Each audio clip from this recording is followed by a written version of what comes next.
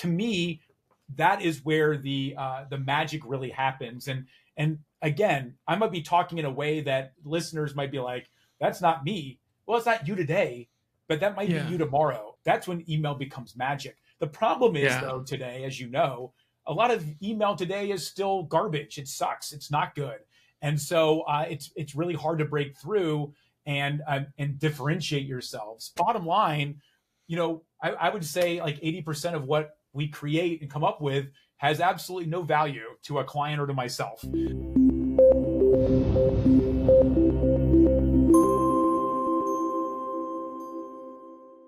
Hello, I'm Dustin Polyvitter. Today I'm talking with Damon Didier on the PolyTools Creator Spotlight. He is an e-commerce founder, sales amplifier, email marketing master. Thank you for joining me on the PolyTools Creator Spotlight. Thanks, Dustin, for having me. I'm excited to be here. Can't wait to talk. Well, and we had already chatted a little bit before the call about like knowledge management tools, just kind of nerding out about it. So we got that ball rolling now. One way I do like to break the ice is to have something like maybe about your history, or I have people share something about themselves that they may not know about you.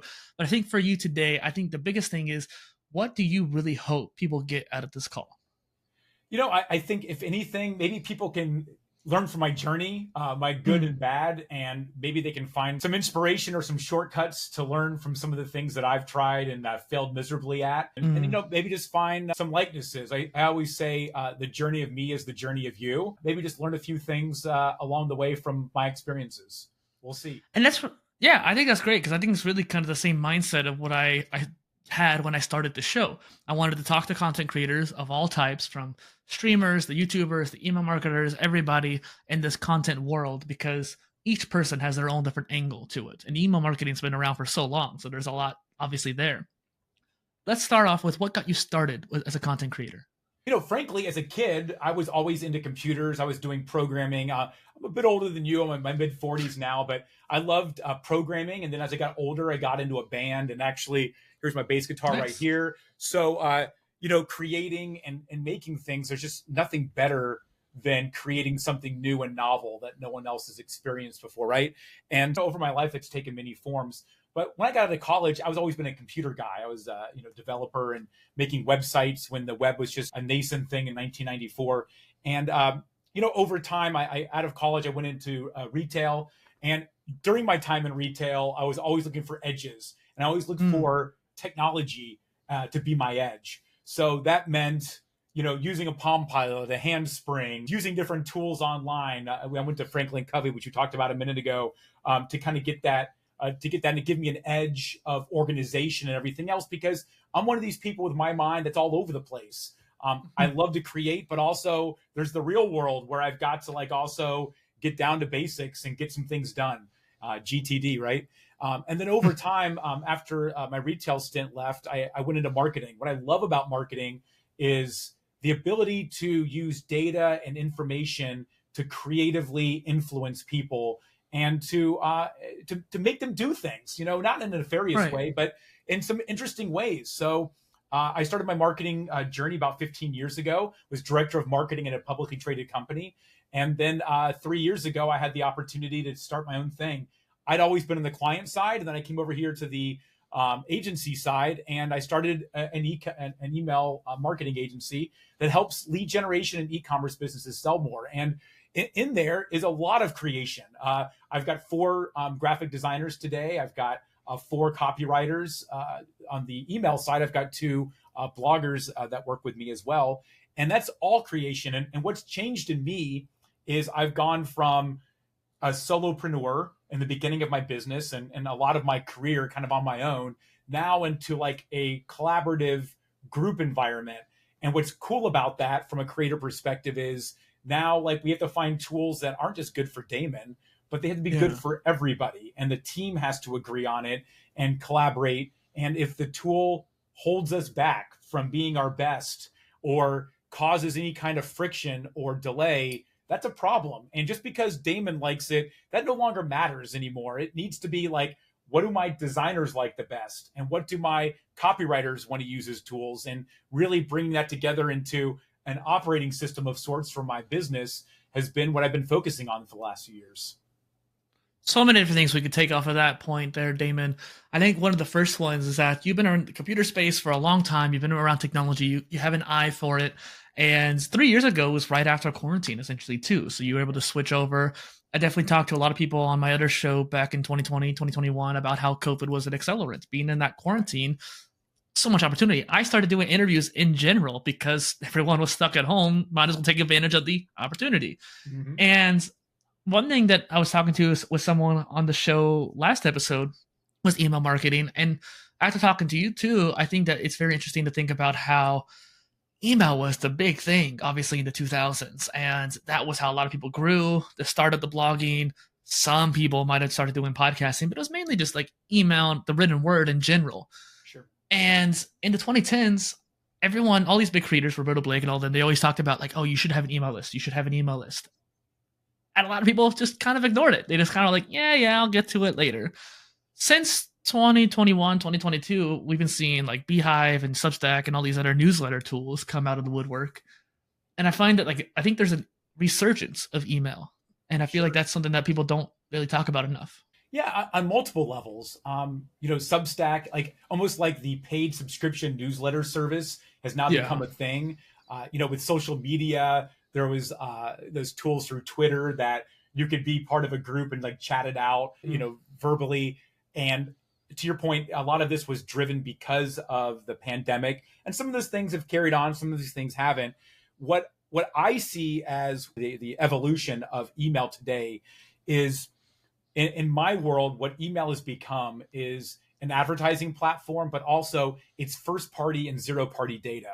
So in a world where people really care about their privacy, where people are waking up to the Cambridge Analyticas of the world, the mining of data that Meta did a lot of, and so did Google, that's third party data. What email allows in my world is a first party permission based marketing to people. So we are saying, you're out there, Dustin, on a website, and you're like, you know what? I want to, engage with this media or this content. Let me give permission to it. So that's where like my agency thrives, is kicking in on that side to say, okay, now I've been given permission. I don't want to abuse that permission. What is Dustin looking for? And so with that first party data, now I can say, okay, what does Dustin's journey look like on our site? What does it look like from his behavioral patterns on the website? What does it look like, and what does he want? Delivering it to you with the right message at the right time. That's when email becomes magic. The problem is, though, today, as you know, a lot of email today is still garbage. It sucks. It's not good. And so it's really hard to break through and differentiate yourselves. But in my world, for e-commerce brands, if we're not able to produce a minimum of 25% of your sales through email marketing, then we're not doing our job right. And there are some exceptions, some weird industries, but by and large, we're anywhere from 25 to 55% of an e-commerce brand's business nurtured and driven just by email marketing. And that's pretty standard nowadays. So email marketing, in my mind, in many ways, through Substack and other tools similar to that, and what's going on with the data side of things, is kind of in its heyday right now, and kind of seeing a resurgence of sorts. And what I really kind of keep thinking about as you were explaining that there's the different levels of knowledge when it comes to email marketing. When people first get their foray into it, they're going to play with Substack, maybe Ghost. I use Ghost for my newsletters and my websites, and I prefer it over these other ones out there, even though like Beehive has more automation aspects to it, which is probably great for actual real email marketing. If you want to really upgrade from that, like a newsletter is great, and you have an email list now, that's kind of the baseline there, having a list in general. Then you get up a little higher and you're like, okay, now I have e-commerce products I need to sell. I need to make sure I keep my LTV as long as possible. I need to make sure I keep these customers in as long as possible. You really need to start getting into the tools that actually have systems you can use and start creating these different pipelines. And I'm not telling you, I'm telling the audience here. It's like, It's very interesting to think about. You don't want to over automate everything, but like, let's say you have a cart and someone left the item in the cart, you want to get them back. Boom, there's an email right there. So many different opportunities. Amen. And it's like a life cycle, right? If I can have a takeaway for anybody listening, and if you have a web property of any sort, just collect emails. Just start. Put a pop-up up there. Yes, you may not like pop-ups, but I guarantee you, if your people coming to your site are open to the message you have to give them, just collect their emails. They want to give it to you. Give them something of value in return for their email because they're literally giving you permission. They're giving you personal information of their email. So give them something of value and just start collecting emails. So whether you're starting today to do it and your list is a couple dozen people, or you're an old hat and you've got 100,000 people on your list, there's a whole life cycle to it, but you got to start. So my first takeaway is just collect it and find out. I mean, at the end of the day, what I look at with emails, no matter what the size of your business is, when someone comes to your site, they may not always find what they want. And you probably have a treasure trove of wonderful information that is very pertinent to that person. But if they don't find it, they're going to bounce. They're going to go somewhere else. And if you are able to collect that email, you have another opportunity now to push that button and to get them, give yourself a chance to get them to come back with the properly worded email. And you are a business, like, right? Like, your content is your business, your whole content production, that is you, that is your business. And the interesting thing is when I first got into emails, like just learning how to do emails, yes, I was learning a little bit in the e-commerce part of things, but I didn't have any products just yet. I was still making my digital products like courses or books, and I don't have any merch just yet, but I'm going to at some point. I needed to have a baseline understanding so I could be ready when I do have that stuff. But even now, with just newsletters and stuff like that, I make so much content as a solo creator, and I have over 600 blog posts. Someone like you coming to my website for the first time is not going to see hardly any of that, let alone like the top 1%, maybe like the most recent post. Boom, that's it. And one of my main motivations behind email marketing was to create like a curated list. Like, here's the last week of content that I made. There's a tool called Mailbrew I really like. Okay. And it allows you to like put in your YouTube, your blog RSS and your podcast RSS, and every week it'll send you an email of the most recent things in those feeds, which is really nice. And so like, I feel like there's better ways of doing it, but in case you just need to get started, that's one way to do it. And that's a great way of just having like, here's my most recent posts, boom. Like, yeah, exactly. And back to the life cycle, you're exactly right. Step one, just collect the darn email. Step two will be start sending emails out, because the problem is you might collect them, but if you're only sending one email out a month, it's not enough, and you will end up going to the promotions folder or spam folder if you don't keep that list fresh. You know, you can use a lot of email services have an RSS syndication service. So if your blog has an RSS feed, you can use that to kind of automate what Mailbrew does or similar deal. That's fine. Just realize though, that's not super curated to the person. Instead, you know, what's the next level? Like, what's the next level of the life cycle? Which would what be, tags do they like?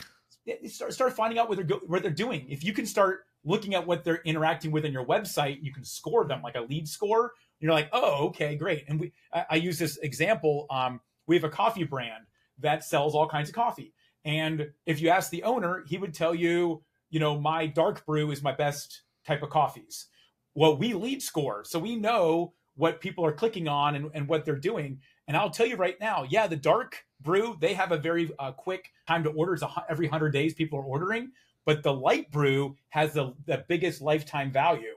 So if we're going to be looking at how do we create content and drive business, let's try to get some more people into the light brew cohort and try to get, or light roast, and get them more into that one, because that might have more opportunity for us to drive more sales. So it's just one of those crawl, walk, run things where you start here and you just build onto your stack and go from there. I think the only limitation would be is what tool are you using for your email? Because some of the email tools are great at some things, some are good at others, and you got to kind of look at that and eventually maybe move if it comes down to it.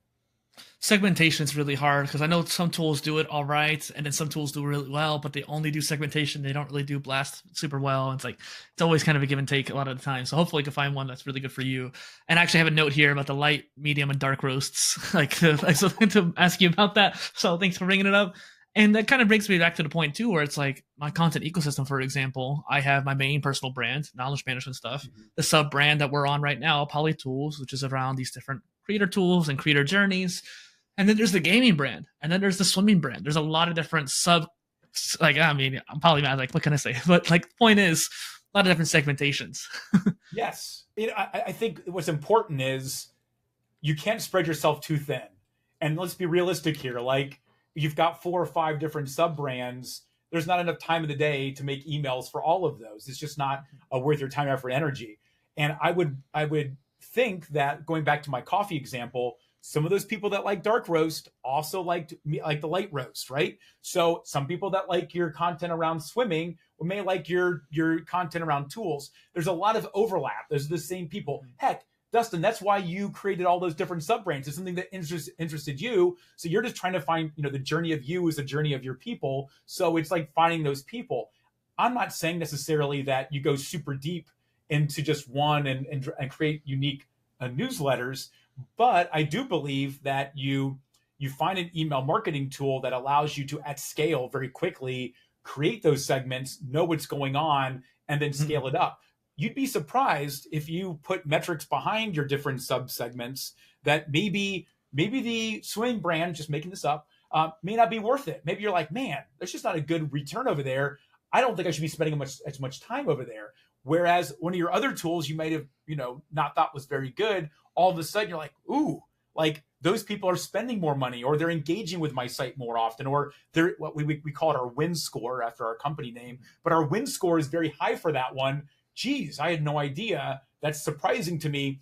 That influences which direction you're going to spend your time, effort, and energy going forward. So I think a lot of this, I'm not suggesting to anybody out there that you segment to the level of separate newsletters, but I do think when you think about like a primary, secondary, and tertiary message in an email, maybe that hierarchy is just is changed based upon what you're seeing in some of the data and facts on your website.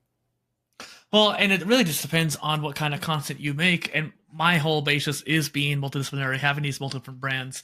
But it is hard for me to manage all of them and that kind of thing. There's a whole bunch of different lessons we can go into that.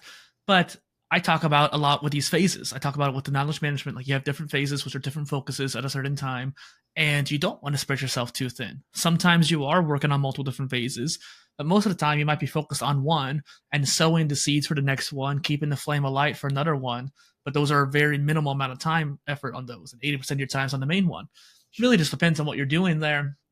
And basically, once I finish the swimming book, all I have to do basically is keep doing some like automated marketing. And then on top of that, have a couple of different posts here and there. So like that phase will end. But I get what you're saying. I just wanted to point out like that one's kind of a temporary phase. I just got to get the book out.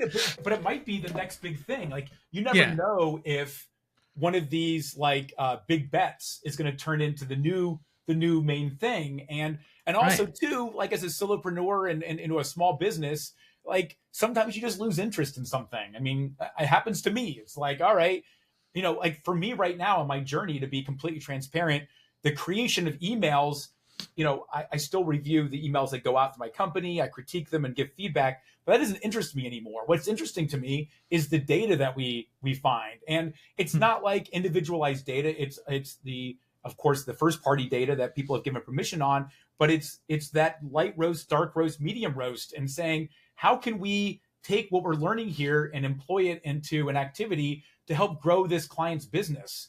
That's what's really exciting to me. And AI has made that even more exciting, where we're able to plug in data sets into a GPT and ask it questions on it. And then suddenly now we're getting greater insights on, August 2023, best time of day of week to send a darn email. And like, that's the level that it really kind of interests me right now. And you're a nerd about the data. Yeah. I mean, why not? Like, that's fun, right? It's like, it's because I had an argument with but a disagreement with a client recently about data. And they told me, Damon, there's no such thing as too much data. And I'm like, you know what? There is. The problem is that there's no shortage of data in our lives today. What's the fact about like these new neural nets from Tesla? It's like they think that like a terabyte of data or something per day is being created from some of these cars, or they will be very shortly. And sorry, that data is not all valuable. Only a subset of it is. And of that subset, you've got to be able to make an inference, make an intent, or figure out what it's all about. And our human brains are only so good at that. So that's where my interest is. It's harvesting all the data that we've got available to us, and to say, okay, let me merge and pivot that data with this data and this data with that data. And then is this coming up with something? And Dustin, bottom line, I would say like 80% of what we create and come up with has absolutely no value to a client or to myself. So it's hours and hours wasted. But along the way, we end up finding some insights that we weren't maybe necessarily looking for, thought was very important. And all of a sudden it comes up and you're like, whoa, like, look at that. The lessons you learned were valuable, but you don't necessarily have to keep that old data at that point too. And I think a lot of people get a little too sentimental with data and information. We were talking about knowledge management tools beforehand. And one thing I learned from moving between tools was that I had a database of Notion. So like the 100 items in that database were essentially 100 different pages. So there was a lot of data there. But in actuality, it was mainly just the names of each line that really mattered. So when I moved it to like Obsidian or something like that, I could put it all on just one page and have a list. And then you decrease the amount of data just by being more efficient. So keeping your mindset on information architecture is really key too. Amen. Absolutely. And, think about it with a team. So imagine your moves from one tool to another one, ultimately to Obsidian, but now having I've got 19 people that work with me. So a team of 19 now, and getting them to move across to each one. It's like, holy geez, it's impossible, to get everybody completely in line. So that's why, choosing the tool, choosing the architecture, making it simple. I don't know about you, but I have a very bad habit of making things overly complex because I'm always thinking about, oh, well, what is this exception, that exception? But those exceptions only happen, it's the long tail. Who cares? It's more like, the 80, Pareto's principle, 80% of the time, this is a perfect deal. Let's keep it simple. And on those exceptions, we'll manage that as it comes. Because I'm dealing with disseminating information to 19 people to get something done and getting them all in lockstep. And inefficiencies are bad outcomes for our clients and for their customers and everything else. So all of that is thoughts I think about all the time when implementing and working through our stuff. It's a good lesson for people to hear. And given your background with email and just like SEO, you have a lot of written kind of experience at this point. You obviously are pretty good on camera, Damon. And so I'm curious here, out of the 3 content pillar types, the written, audio, and video, what is your favorite to make? Because even though you spend a lot of time with writing, I didn't know if that would be your favorite. Personally? Yeah. Yeah. I love video, but to be honest with you, I hate the post-production piece of video. And I still, we are using on our YouTube channel right now some tools that are out there. Actually, a tool I think that maybe Dustin, you recommended, as actually exactly the tool that we're using to make our videos, YouTube Shorts in particular, which, as an aside, holy geez, they get way more views than the same long form video at this point. So we actually went over the metrics this morning, and I'm like, man, that's like 5 times the views we would normally have over this time period by moving to shorts. But I do love the video. I believe video, when done right, can convey more information much quicker, both audio visually, right? And Alex Hormozy talks about that when he does the audio book while he's reading the book at the same time, because you're having that multimodal experience. For those people that are audio listeners and listening to this, I consume a ton of podcasts and audiobooks on my runs almost every morning. And I think that's really good. But my level of comprehension is definitely not as good as a video. And then written, I think, is probably the best method. But who's got time for that? I mean, reading all that. And on the writing side, I'm actually kind of like burned out on writing, to be honest with you. Yeah. I write so much on my team in Slack. I'm developing all kinds of like pre-arthritic problems. Oh, no. Hand. I'm sick of it, man. So I use my Mac's Dictate quite a bit right now. And I've got my ChatGPT app in my Mac here and just talk to it as my assistant, because I'm just kind of done with it. But I think, the only downside with video, and YouTube's working on it with their ability with Google search to just jump to a point in a video and to kind of get that. I think there's a lot of really cool things happening there. And that's really the next frontier, I think, in AI, is to continue to hone that and get it better. Well, Damon, I definitely think you took it in a different direction than I expected, which is really great, actually, because you talked about it in the input and output, so to speak. The question's more focused on like, what do you like to output? Like, what do you like to make? But I really like how you brought up the input too, because everybody is different. The way you like to consume information is different. Yes, video is a little bit more efficient, but sometimes if you're just a better listener, or let's say you go on walks all the time and you want to listen to a podcast, that's more efficient for you at that point. Right. And my blog posts, for example, I have Beyond Words on my website. And so every blog post gets audio versions of it. So you can listen to it either while on the walk or read and listen at the same time. And so that's a really powerful thing there too. Were you mentioning like Opus Clip earlier is what you're talking about? Yeah. Yeah. Okay. I didn't know if I did a name drop, but yeah, that's exactly the one. Yep. Well, this is a tool show. So like if you have tools you want to name drop, feel free. Plus, I'm a brand partner with Opus too, so I kind of have to be like a little bit more open about it. But like, I love Opus. It made a big difference for me too. It's interesting you mentioned the metrics because on my main channel, I got 24,000 views in the last month, and I only have like 400 something subscribers. The key thing is with that, 90% of those views, 92% of the views were all from shorts. Right. And so it's just like, that's powerful. And even on this channel, I was getting anywhere between 12 to 15,000 views. And it's even smaller of a channel because it's still new. And so it's just kind of crazy just how powerful shorts are, at least right now. I think they're going to start slowing down in the next year or so. But if you take advantage of it now, like, jump on. Come on, guys. Yeah, I think for people listening, and you and me in particular, Dustin, it's all about time, effort, and energy. And there's only so many hours in the day. So we've got to operate the business, but we want to grow the business. And where is my time best spent to make that happen? And long form video on YouTube, I had all but given up on. I hired a very talented video editor last year. At the end of last year, we made a number of videos, got no traction. And, you know, we had a commitment and a goal, and we didn't hit the goal. So it was a tough decision, but it's like one where we have to just, you know, cut and move on. But now that Shorts is out here, like, it's all of a sudden now worth it.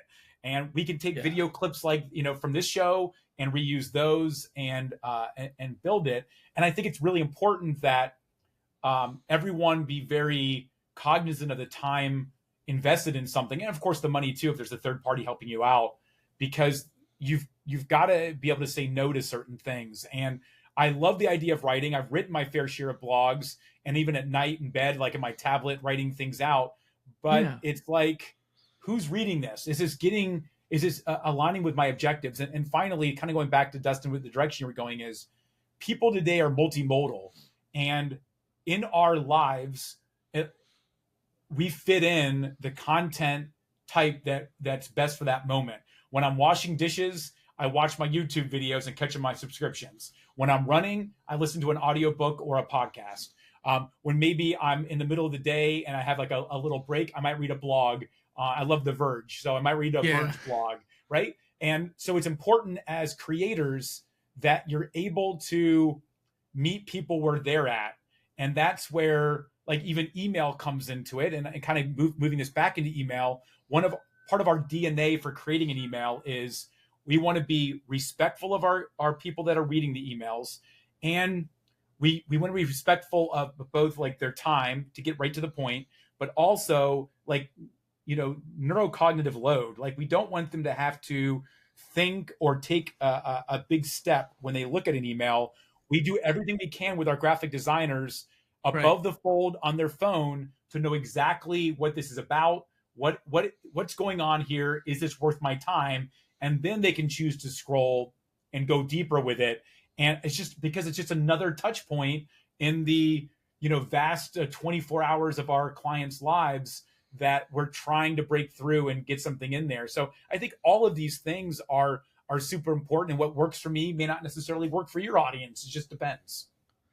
Yeah, there's definitely, we'll get back to the email here in a bit. So there's definitely a couple lessons from that I feel like we should point out. The first and foremost one is that you're going to be kind of burned out on a certain content type. That's why I have that question, the 3 pillar types. Because a lot of times people come on the show, they do one or the other. They're a YouTuber, they're a podcaster, they're a blogger, or in this case, email, but still that written tree. And your whole history is writing. And so now it might be time to move on to audio or video to keep that fire going.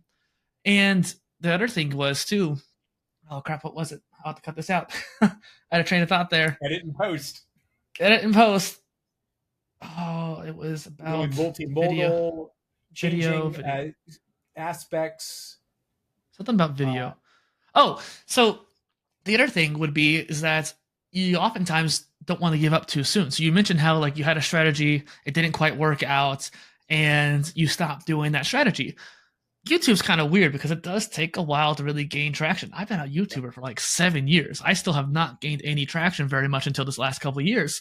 And Right. part of that was a lot of mine's my mistake, not executing well enough, not staying consistent enough. And some people say consistency doesn't matter nowadays, but in reality on YouTube, it does to a certain degree.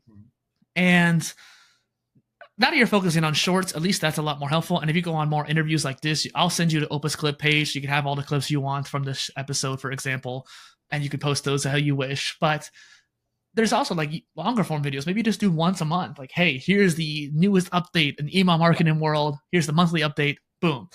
That's consistency. It's just monthly at that point. And I think maybe that like, the strategy you had might be just too frequent or something like that. By all means, I agree. The problem always is you don't know if, oh, you know what, my next video will catch fire, and now that'll be the one. So when it came down to budgetary, ultimately in the business setting, there's a cost involved to us creating it, both in my time, the person I hired, and everything else. And when I looked at that, I bundled it underneath my entire sales activities and company growth. And so the question came after, I think the number was maybe 10, maybe 20 videos. When we hit that threshold, what were we seeing the output or the results that we were expecting, or is that money better moved toward a better sales activity? And we hit that number. We actually went over it a little bit, to be frank. And then it wasn't gaining traction. It wasn't doing what we needed it to do. And yes, I'm sure if I continued right now, we'd probably see some traction. Or right now, I would have been would it be worth a few $1,000s in the hole and nothing. And that's the risk small business takes. And this is completely off topic, but I think it's really important. Is like my business right now, I worked on the operations and the creation of what we do for the first 2 years of my business. And now I'm working on the sales side of my business to grow the sales without me having to do all the sales myself. So I have a small sales team, and it's not gaining traction. So it goes back to the video scenario. It's like, well, what am I doing wrong? Like, so you just have to break down the problem and say, okay, is it the list I'm pulling? Is it the wrong target? Is it the tools we're using? It's the same old talk that you're talking about with Obsidian and everything else. It's like, what part of, for some reason, the circle isn't quite circular. What do I need to do differently? And at some point, sometimes you just got to say, I'm giving up. But in this case, I'm not going to give up. I'm going to solve this damn thing. But the point is like figuring out like how this works perfectly, and always working on it. And so I've been spending obscene amounts of time in my CRM on automations, on redoing things, changing messaging, and I was up until 10:30 last night just working on this. And it's the same old thing, whether it's YouTube, blogs, the content you're making today, or whatever. If you've gone as far as you can go, look at what the process is in creating it. If you've done everything you can, you're out of gas. Maybe it's time to try something else, but give it everything you've got and go from there. So yeah. It goes back to your data mindset for sure. I think the way you're talking, and like you just said, if you're out of gas, like switch to something else. Here's another thing I was thinking about earlier. I was a lifeguard. That was my first job for the first 3 years of my life or working life. I was a lifeguard. Right. And one interesting thing is that you were staring at a pool. You weren't just like sitting there on the chair doing nothing. You were watching that pool with extreme focus to make sure nothing was happening. Your brain can't focus for that long when it comes to like hours and hours and hours. But there was 3 different zones in the pool, technically more, but 3 main ones.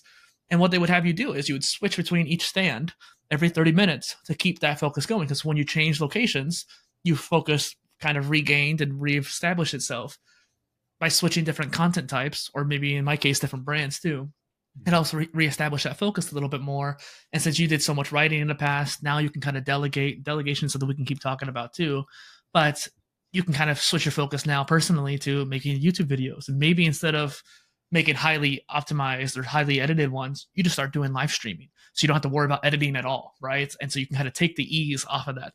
Live streaming is still kind of nerve-wracking at first. I'm still actually trying to learn it myself. But the point is, like, you don't have to edit at that point. You can drop those live streams into Opus and boom, Bob's your uncle. Yeah, amen. Completely agree. And the live stream is a great hack, right? It's a time hack where Yeah, like one thing we do for our clients is we do open office hours. Mm, So some of our clients, we have a monthly meeting with all of our clients, but some clients want more handholding. So how can we do that at scale? Well, we have an hour every Friday where anybody can join us. Any of our paying clients on retainer can come on in and ask us a question. And they get in and get into a queue, and then they can ask and they can hear other questions from other clients and go from there as well. So I think that as we grow and this post-pandemic world where we are kind of still siloed off and all that, we need to find opportunities of efficiencies right. like that. I think I've thought about live YouTube videos. We did one a few years ago at my last company I worked at. It didn't turn out so hot, but it doesn't mean that it's not worth trying again. It totally is. Well, and maybe the structure of it, like you treat the live video as if you were just recording your videos, not so much as like, oh, I'm waiting for people to come in. It's more like you're just live streaming yourself, recording 3 different videos. You top out those parts, put it in, boom, put it into an actual short form video or something like that. But Good idea. kind of getting into some email marketing stuff again. How important is email in 2024? I would say today, it depends on the industry, depends on what you're doing. But I believe if you're selling anything to anybody, if you have a message you want to convey, it is absolutely paramount that you do email marketing. Again, we're in e-commerce, and the problem in the e-commerce market space right now is the Walmart marketplaces, the Amazons, the eBays of the world. You're really just a sharecropper. You're on somebody else's property. And the difference between that and owning your own e-commerce store is they own all the data. The email from an Amazon purchase is never transmitted properly to the vendor that actually sold the product through Amazon to that person. It's an obfuscated email that's controlled by the marketplace. And that just goes to show you how important email is to these big brands. Like if it wasn't super important to them, why would they hide it from you? And I believe if you are a business or an individual solopreneur that wants to grow, having that email address is paramount. And let me explain, is on one level, yes, you can email them. That's obvious. But beyond that, that email is a unique identifier of that person. That email could also be used with a bunch of other ones in Meta to find lookalike audiences. So if you want to expand your audience, you can take those emails and say, find me in the open graph 1% lookalikes that look just like this group. So now you can go out there and find new people that were never exposed to your brand to get them to come in. So even if you're not completely sold on the idea of email marketing, I still say collect the emails, because in time you might have one of those moments where you're like, man, I wish I'd been doing this, or a new thing comes out that suddenly becomes really important. And ultimately, like I was saying earlier, the email is a unique identifier. So in our platform, we're a Klaviyo Master Platinum partner. Klaviyo is an e-commerce focused, and it's restaurants now too, but mainly e-commerce focused email marketing platform that does those abandoned carts, abandoned browse, win backs, blah, blah, blah, all that stuff. But what it does is everybody who hits your site gets a anonymized session ID. It's when that person gives you permission by providing their email address that suddenly those two things get linked. And that's when you can start seeing the person's journey. So I spend a lot of my time looking at buyers' journeys step by step. What did they do? I don't care about Mary Jane as the person. I care, though, about Mary Jane's experience on the site and what led to her buying that product or becoming part of this dynamic segment that we created. Why is she a high roller with high, RFM scores?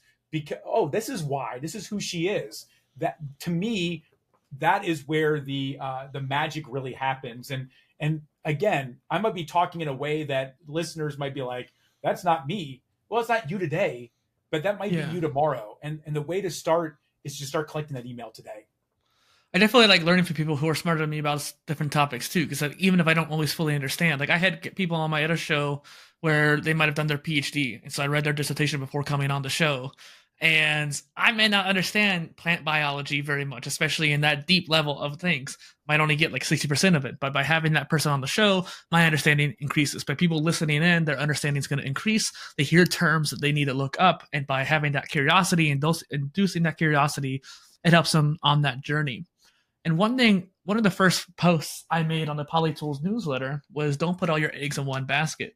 And while I'm not a very, you know, what's the word, tinfoil hat kind of person, right? I'm not super worried about things. I don't trust most of these platforms. I was on Vine back in the day. I made some of my first content ever on Vine. Mm-hmm. I deleted my Twitter at one point, not really fully realizing that I would lose all my Vines after it, like, moved on. It closed, but like basically Vine closed down. All these creators had to move over to Instagram or YouTube or both, and the people who were able to adapt, survived. But there was a lot of Viners that never survived after that. They just stopped making content completely. Right. And I've seen blockchain social networks come and go, and people think that this is the next big thing. Died immediately. TikTok's in the wind right now. We don't know if it's going to leave. I spent a lot of time on TikTok, for example. You put all your eggs in one basket, you're screwed. By having emails, by having that unique identifier, you can bring them back to your home base, and you basically own that data at that point, like you're saying, and that's what's really key. 100%. Couldn't have said it better. That's exactly it. And none of our customers are nefarious. We're not using this data in any bad way. The tools that are out there, like, Klaviyo is a publicly traded company. They're not going to allow you to do anything harmful with the customer's data.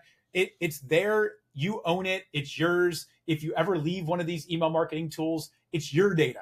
You can suck it back in, put it into a CSV securely, hold on to it. And with it, like, again, today, there's a number of things you can do with it. Tomorrow, there'll be even more things you can do with it. But when you do leave Vine and you go to Clubhouse and then you go to Mastodon and then you go to Threads, then you're like, how are you telling your people where you're at and what's going on? Well, in my opinion, email is a great way to do it. And in many of those tools, you can upload those emails. When they match, they can become contacts of yours in those tools to help build yourself back up on those platforms. So to me, like, that's where email is really interesting today, is in the data aspect of it, the permission-based marketing side of it. Again, we don't spam people. We don't, overdo it. Deliverability is really important to us. We achieve 45% plus open rates. We achieve, 4 or 5% click rates or higher. Obviously you don't want to be a bad actor in this space because you'll get banned, and there's laws against a lot of it. Do things above the board. But when you do that, like, it's golden, and it's a great time to use and embrace email 100%. I love that. And one thing you mentioned earlier about video too is like the whole post-production kind of thing. I can't stand editing, for example.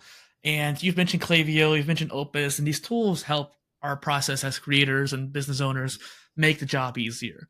And so one of my favorite questions on this show, especially since it's PolyTools, right? We all talk about tools. What tools do you use for content creation and repurposing? Excellent. So Opus we use now for video editing. It's wonderful. Great tool. I'm sure there's a link in the show notes that you can go ahead and sign up for it and see how great it is. So in our technology stack, we use Slack for communication. So our designers, all of them are where it's a pro plan. We collaborate quite a bit. And in fact, on top of that, we also use it to share, great email design that we see. We use it to kind of thump our chest about a great email we created, to share it with the rest of the company so we can collaborate and get that going, right? And set that culture. On top of that, we use Asana for our project management.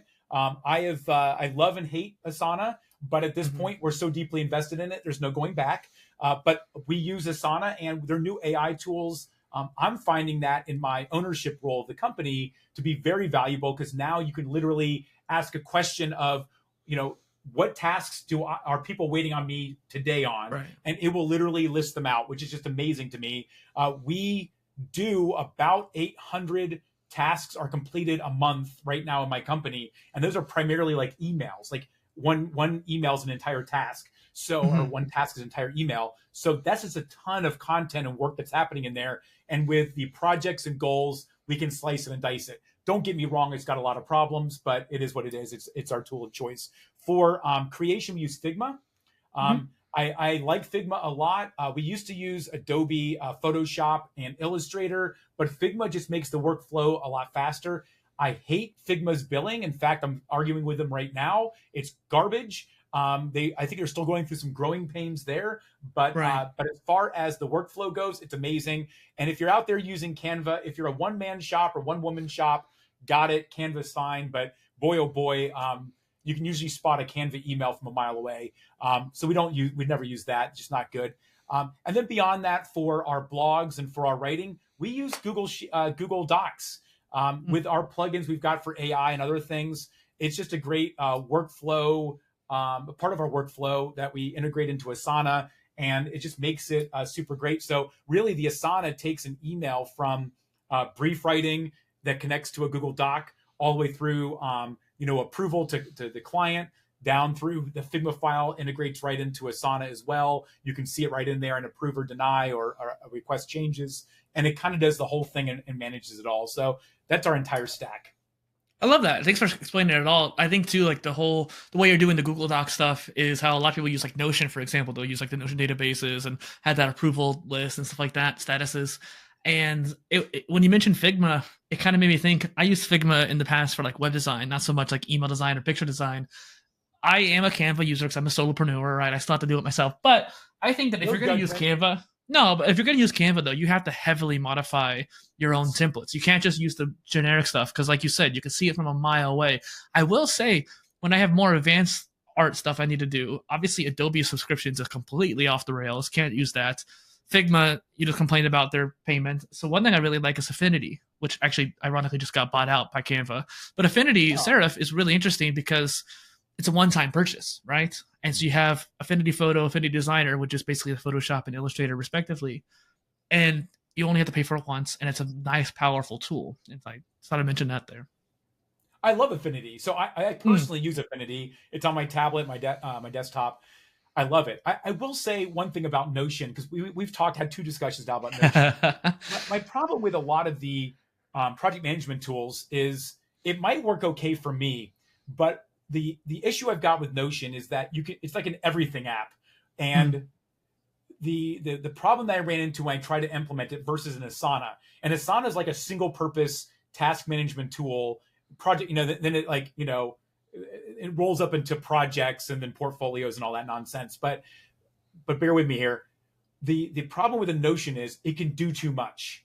And when you're trying to manage multiple people across multiple time zones, if they're given the ability, the latitude sometimes to do a lot of things, they're going to do a lot of things. And it'll be a month or two until I discover that, oh, great, now they're using Notion, not just for writing the copy for an email, but now they're creating like a quasi database and checklist in there. Well, now we've stopped using Asana. The Asana numbers are no longer relevant.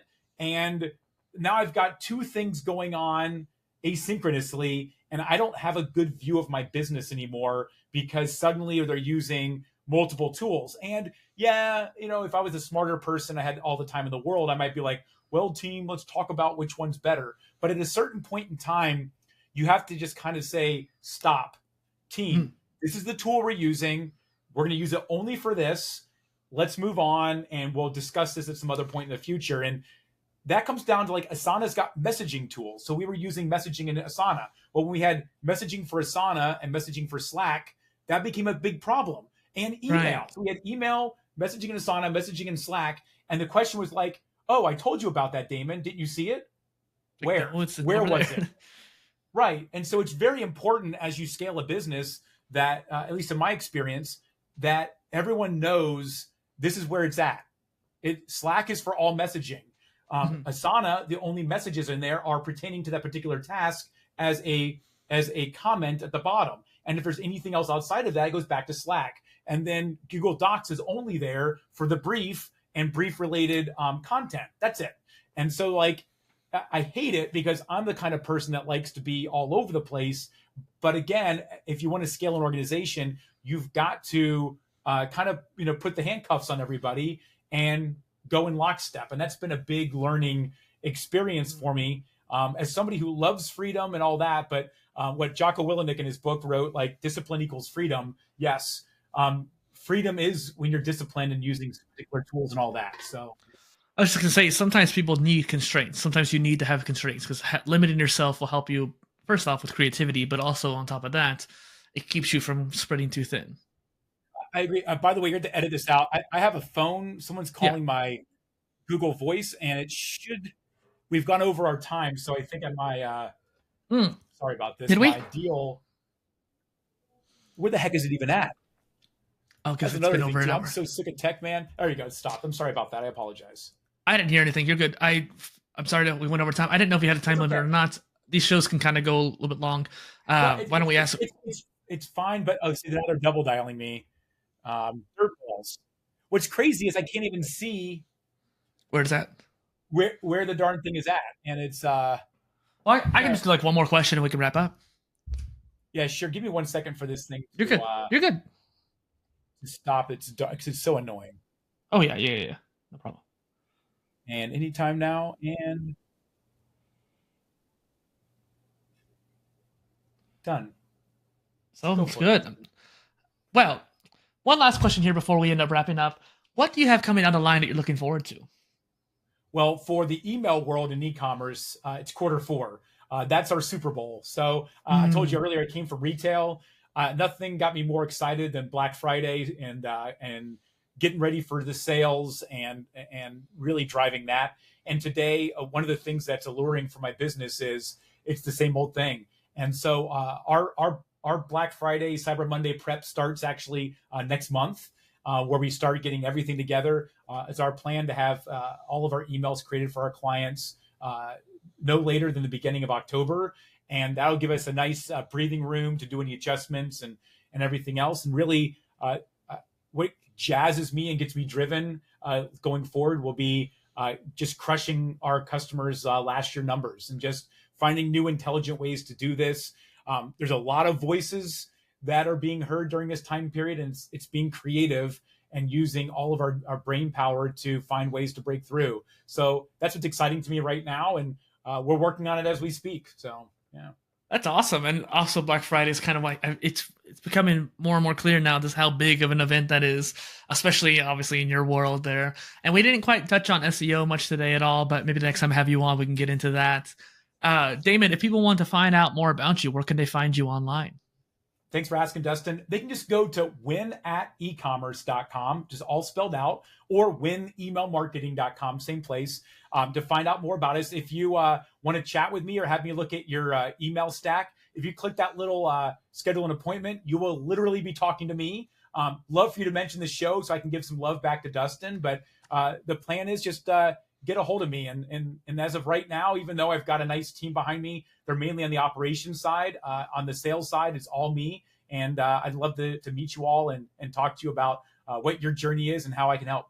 That's awesome. And I have links for you in the description, obviously, too, for people to find it. And Perfect. This is Dustin and Damon on the Creator Spotlight. Thanks for being here. Thank you again. Have a great one. Bye.